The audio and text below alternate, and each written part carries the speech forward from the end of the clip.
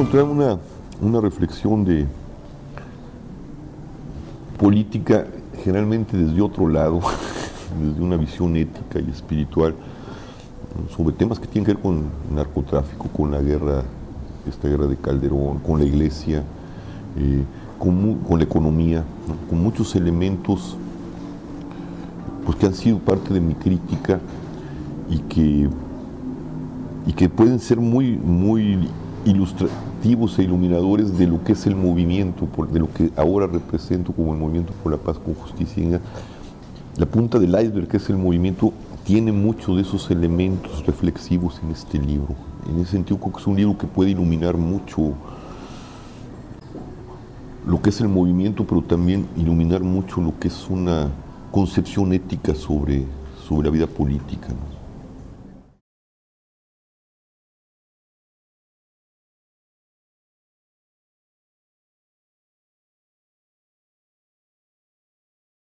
Yo vengo de una tradición religiosa, la tradición católica, la tradición judeocristiana, que le tiene un respeto inmenso a la palabra, ¿no?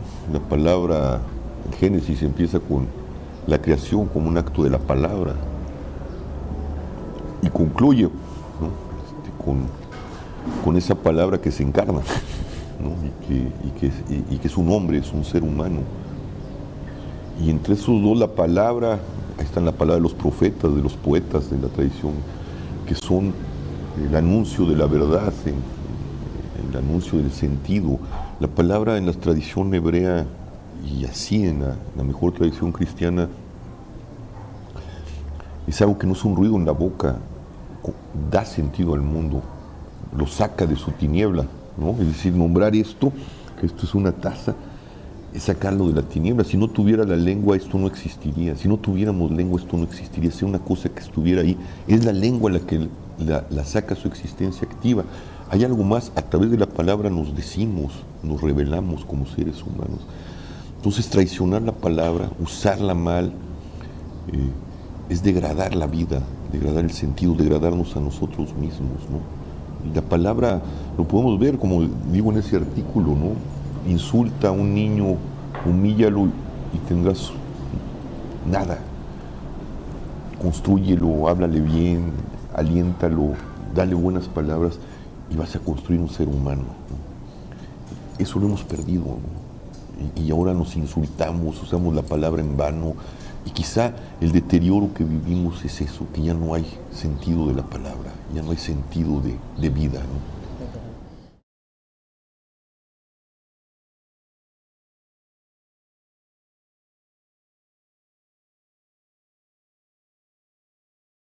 Pues no es complicado, es duro.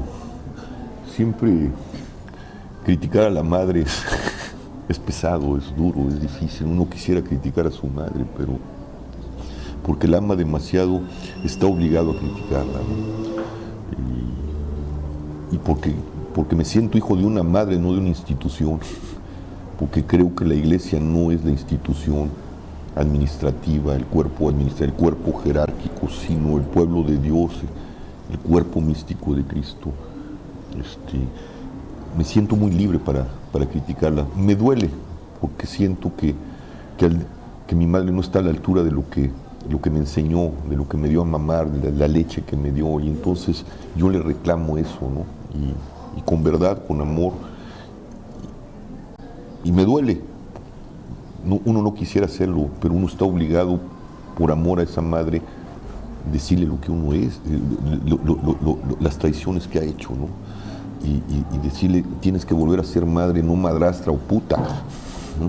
Entonces, es un deber de hijo, y duele, pero bueno, como usted señala, no solo yo, gente que está dentro que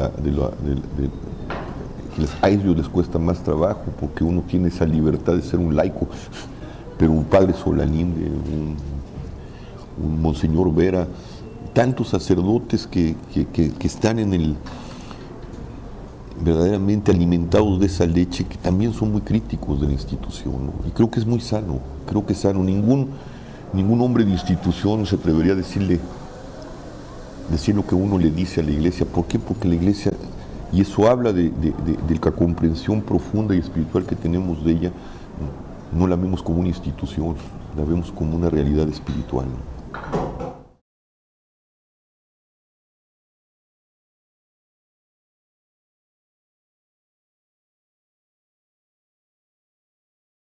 Es una gran reserva moral la que tiene este país, ¿no? Y creo que el movimiento la ha visibilizado, ¿no? Una gran civilidad que por desgracia los delincuentes quieren destruir, y por desgracia la tentación del gobierno en hacer una estrategia de guerra, de violencia, de responder a la violencia con la violencia, y esa tentación que tiene de militarizar al país, de hacerlo fascista, ¿no? De alguna manera, pone en peligro. Por eso creo que es tan importante lo que hay en este libro y lo que a través del movimiento se articula de esas ideas, ¿no? Que es el mostramiento de que hay una reserva moral y que si el gobierno quiere salvar junto con nosotros la paz de este país, tiene que atender esa civilidad, porque el gobierno no está abonando a la civilidad, está abonando con su estrategia de guerra y su excesivo dinero para la violencia a la barbarie y a la destrucción de esa dignidad que les estamos diciendo, tómenla. Por eso alguna vez dije, este es el último movimiento pacífico que va a haber, porque nosotros estamos dando una salida, estamos visibilizando la reserva moral del país, y les estamos diciendo cómo, no nosotros, el país entero, a través de expertos, a través de gente que tiene la temperatura del dolor de este país y de la dignidad moral, y que si no lo toman, pues no van a dejar más salida que el caos y la violencia o la militarización, que es igual de horrible. Horrible porque es una paz basada en la violencia y en el miedo, ¿no?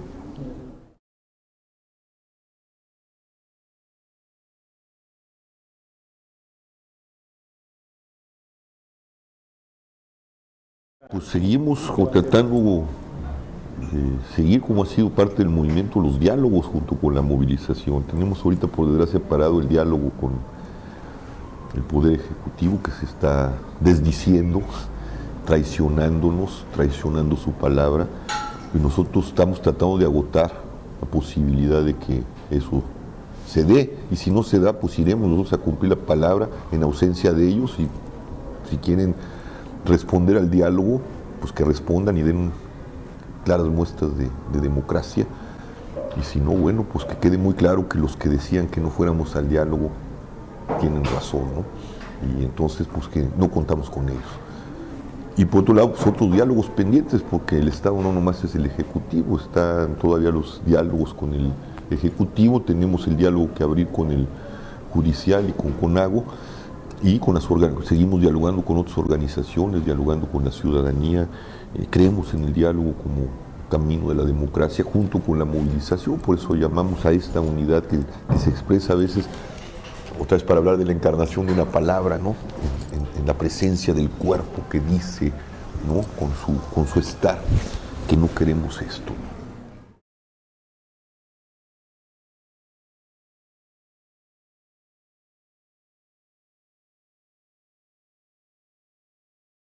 Yo creo que yo los invitaría, ¿no? Leer ese libro es también un ejercicio dialogal, ¿no? Y es encontrar muchos elementos de comprensión a lo que estamos haciendo a nivel de la vida social y política. Y a mí me encantaría dialogar y que dialoguen, aunque sea en el silencio de la lectura conmigo, y yo dialogar con ellos en el silencio de esa lectura. Y bueno, un material para discutir en conversaciones, para estar de acuerdo o disentir o criticar. Esa es la belleza del diálogo. No es el consenso, es también el disenso.